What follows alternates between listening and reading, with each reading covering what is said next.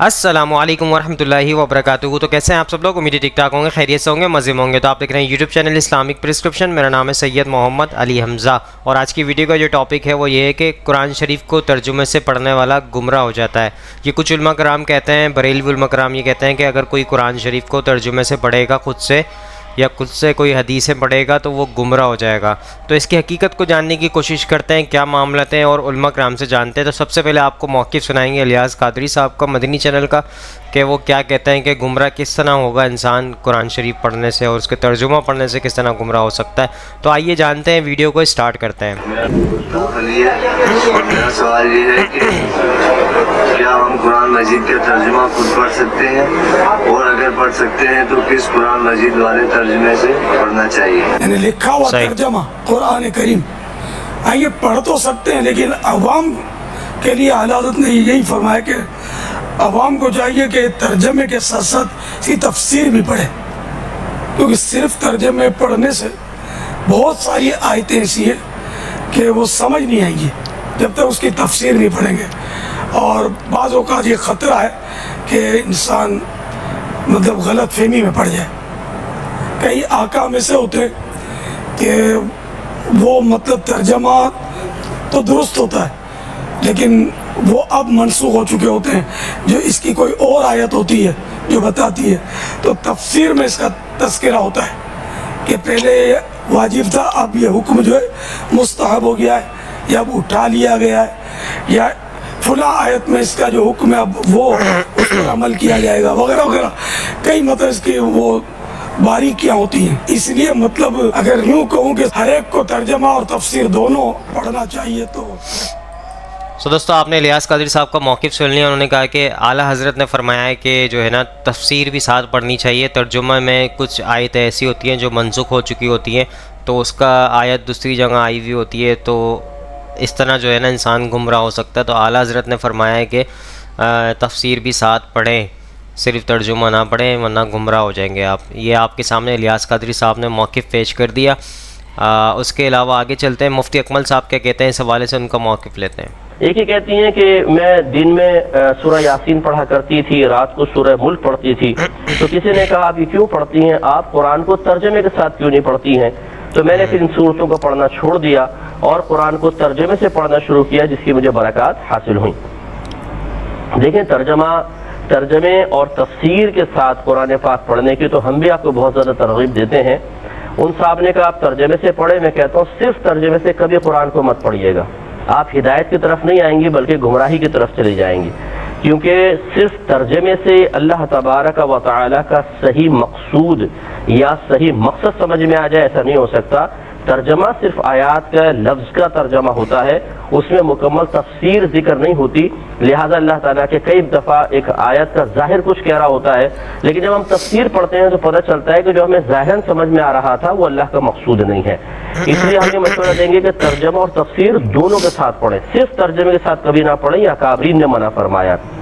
دوسری بات یہ کہ ان صاحب نے جو کہا انہوں نے مناسب بات نہیں کی، ان کو یوں کہنا چاہیے تھا کہ آپ سورہ یاسین بھی پڑھتی رہیں، رات میں سورہ ملک بھی پڑھتی رہیں، لیکن ان دونوں کو ترجمہ تفسیر کے ساتھ پڑھ لیں۔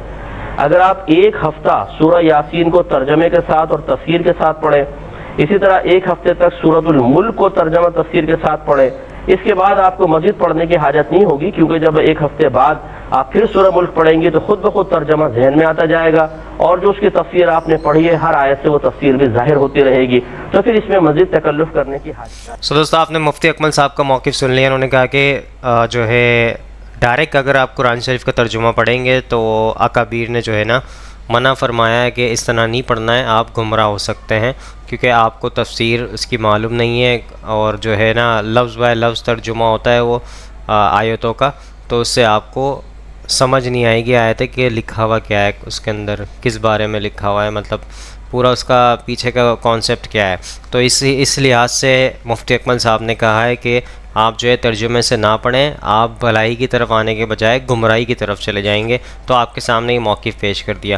آگے چلتے ہیں، آگے ایڈوکیٹ فیض سید صاحب کا موقف لیتے ہیں، وہ کیا کہتے ہیں اس حوالے سے۔ وہ خراب ہے، اس کتاب میں وہ ہدایت ہے، وہ رہنمائی ہے جو دنیا اور آخرت میں کامیابی کرتی ہے۔ واقعات ہم سنتے ہیں، حالات ہم سن رہے ہیں۔ ایک غیر مسلم تھا، कुरान पढ़ा हिदायत पर आ गया। सवाल ये है, एक गैर मुस्लिम कुरान पढ़े हिदायत पर आए, एक मुसलमान कुरान पढ़े गुमराह हो जा रहा है। कैसी बात है ये कुछ अकल में समा नहीं रही है। एक यहूदी ने कुरान पढ़ा, इस्लाम ला लिया। सवाल ये कि यहूदी कुरान पढ़ के कट्टर यहूदी बन जाना था, इसलिए कि गुमराह होना था, वो कैसे हिदायत पर आ रहा है और मैं पढ़ूं तो मैं गुमराह हो जाऊं? बड़ी अजीब बात है। रब्बुल इज़्ज़त ने इस किताब के ताल्लुक से तो ऐलान कर दिया, वलक़द यस्सरनल क़ुरान लिज़्ज़िक्रि फ़हल मिन मुद्दकिर। मैंने इस किताब को आसान कर दिया समझने के लिए, पढ़ने के लिए, याद करने के लिए, अमल के लिए। फ़हल मिन मुद्दकिर, तो है तुम में से कोई जो इससे हिदायत हासिल कर ले? 4 बार सूरह क़मर के अंदर ये ऐलान किया गया, वलक़द यस्सरनल क़ुरान। यस्सरनल क़ुरान कायदे को बोलते हैं हमारी ज़बान में, आसान कुरान। यस्सरनल क़ुरान लिज़्ज़िक्रि, अमल के लिए, जिक्र के लिए, याद दहानी के लिए रिमाइंडर बनाकर भेजा है। फ़हल मिन मुद्दकिर, है कोई इससे फायदा उठाने वाला? ये तो ऐलान करिए अल्लाह की किताब। तो इस किताब को छोड़कर अपनी दुनिया और आखिरत ना बर्बाद कर ले, हम दूसरों के बहकावे में आकर कहीं इसको छोड़कर अपनी ज़िंदगी ना बर्बाद कर ले और आखिरत को जो खसारे में ना डाले। इस किताब को थाम लीजिए, इससे ज़बरदस्त रिश्ता जोड़िए। जैसा रब ने कहा वअतसिमू बिहब्लिल्लाहि जमीअन वला तफर्रकू, अल्लाह की रस्सी किताब को मजबूती से थाम लो और आपस में तफर्रुक, जुदा टुकड़े फिरकी ना बनाना। तो ये वो किताब है जो जमा कर सकती है, और ये वो किताब है जो अल्लाह की रस्सी है। जिसने इसे थाम लिया वो हिदायत पर आया, जिसने इसे छोड़ दिया उसने गुमराही पाई है। याद रखिए, दुनिया में बिल्कुल सही, उसने गुमराही पाई है। और कुरान इस चीज़ का ऐलान सूरह ताहा सूरह नंबर 20 आयत नंबर 123 में कर चुका है।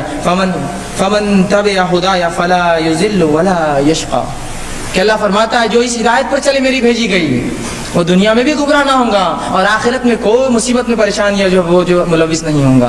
कौन सी अल्लाह की किताब जो थामी हिदायत। आगे फरमाया सूरह बकरा की आयत 38 में, फमन तबिअ हुदाया फला खौफुन अलैहिम वला हुम यहज़नून, जो मेरी किताब पर चले उसकी हिदायत पर अमल करे, फला खौफुन अलैहिम, उस पर कोई खौफ नहीं, वला हुम यहज़नून, और वो गमगीन नहीं होगा। ये पहली हिदायत थी जिस हिदायत से आदम को भेजा गया था। कुरान में कहा हमने आदम को भेजा और ये बात कही, फमन तबिअ हुदाया, ऐ आदम में तुम्हारे बाद की आने वाली नस्लों में जब मेरी हिदायत आए जो उसकी इत्तिबा कर ले उसके ऊपर कोई खौफ नहीं होगा, वो क़यामत दिन गमगीन नहीं होगा। तो ये किताब को आज थामने की ज़रूरत है। यही किताब हमें बताती है क्या सच है, क्या झूठ है, क्या अच्छा है, क्या बुरा है, क्या हक है, क्या बातिल है। इसको फुरक़ान कहा गया, अल्लाह ने फुरक़ान का फ़र्क करने वाली किताब। तो ये वो किताब है जो दुनिया में भी सुरखरू करेंगी, हमको कामयाब करेंगी, कब्र में भी ये कामयाबी की ज़ामिन बनेंगी, आखिरत में भी ये कामयाबी की ज़ामिन है। तो आइए इस किताब को थाम ले, क्योंकि ये बुनियाद। दोस्तों आपने एडवोकेट फैज़ सईद साहब का मौक़िफ़ सुन लिया। उन्होंने कुरान की आयतों से आपको समझा दिया दलाइल के साथ कि कुरान शरीफ खुद कहता है अपने बारे में कि जो है हिदायत है, और बहुत आसान कर दिया है लोगों के लिए अल्लाह ताला ने इस किताब को, ताकि हर बंदा जो है बआसानी इसको समझ सके, पढ़ सके। तो आपके सामने बहुत अच्छा मौक़िफ़ पेश किया एडवोकेट फैज़ सईद साहब ने। आगे चलते हैं, इंजीनियर मोहम्मद अली मिर्ज़ा साहब का मौक़िफ़ लेते हैं, वो क्या कहते हैं इस हवाले से। और ये मुख्तसर वल कुरान ज़िक्र, कसम है कुरान पाक की जो कि सरापा नसीहत है। कुरान हकीम अल्लाह ताला ने नसीहत के लिए आसान किया है, और नसीहत ही एक आम आदमी की जरूरत है। और सूरह अल-क़मर में 4 दफा ये बात रिपीट हुई, वलक़द यस्सरनल कुरान लिज़्ज़िक्र फ़हल मिन मुद्दकिर। हमने कुरान हकीम को नसीहत हासिल करने के लिए आसान कर दिया है कोई नसीहत हासिल करने वाला? As far as तज़कीर is concern, नसीहत इज कंसर्न, कुरान हकीम दुनिया की सबसे आसान किताब है। ये एक डॉक्टर और इंजीनियर को भी समझ आएगी, एक मोची और रेडीबान को भी समझ आएगी, एक अनपढ़ को भी समझ आएगी, एक इंटेलेक्चुअल को भी समझ आएगी, क्योंकि हिदायत तो हर बंदे की बुनियादी जरूरत है। ये हो नहीं सकता कि ये सिर्फ पढ़े लिखे को समझ आए। और ये अजीबो गरीब किस्म की उलमा की तरफ से इस किस्म के प्रोपेगेंडे किए जाते हैं जी 18 उलूम चाहिए कुरान हकीम को समझने के लिए। कुरान पाक को समझने के लिए 18 उलूम नहीं चाहिए। ये 18 उलूम के नाम पहले तो ये खुद गिनवाएं और फिर बताएं कि सहाबा इकराम को ये 18 उलूम आते थे। यानी सहाबा इकराम में से गिनती के लोग थे जो लिखना पढ़ना जानते थे, बाकी तो चिट्टे अनपढ़, जिनको हम पंजाबी में कहते हैं ना, लिखना पढ़ना जानते ही नहीं थे। उनकी जुबान में कुरान हकीम नाजिल हुआ, उससे उन्होंने तज़कीर हासिल कर ली। तो as far as तज़कीर is concern, Quran हकीम दुनिया की आसान तरीन किताब है। हाँ, तफसीलात में जाएं जो आम बनने की जरूरत नहीं, सिर्फ इंटरेस्ट वाले लोगों की जरूरत है। वो तो कुरान हकीम में 1000 के करीब आयात जो है वो साइंटिफिक फैक्ट्स के ऊपर है, एस्ट्रोनॉमी की फील्ड से रिलेटेड, बायोलॉजी की फील्ड से रिलेटेड, बॉटनी की फील्ड से, एम्ब्रियोलॉजी की फील्ड से, ये तमाम फील्ड्स, ये तो माजरत के साथ हमारे उलमा को भी नहीं आती। तो یعنی آلموسٹ تقریباً 6,500 کے قریب آیات میں سے 1,000 آیات فزیکل فنامنا آف نیچر قانون قدرت سے تعلق رکھنے والی ہیں، جن میں سے اکثر باتیں ہمارے علماء کو بھی نہیں آتی ہیں کہ اگر ان کی تفصیلات پوچھی جائیں، صرف اس کی آبزرویشن ہے، وہ تو سب کر رہے ہیں، تو وہ علوم تو پھر علماء کو بھی نہیں آتے۔ سائنس کا علم کتنے علماء کو آتا ہے، وہ تو پرانی منطق لے کے چل رہے ہیں۔ تو قرآن حکیم تذکیر کے لیے آسان ہے، یاد دہانی کے لیے، نصیحت کے لیے۔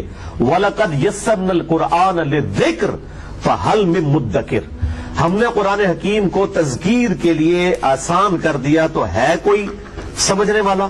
اور ایک اور آیت ہے اسی کانٹیکسٹ میں، سورہ صاد ہی میں آگے چل کے 29 نمبر آیت آئے گی، کتاب انزلناہ الیک مبارک لیدبروا آیاتہ، یہ ہم نے ایک بابرکت کتاب نازل کی ہے تاکہ لوگ اس کتاب کے اوپر تدبر اور غور و تفکر کریں اس کی آیات پر۔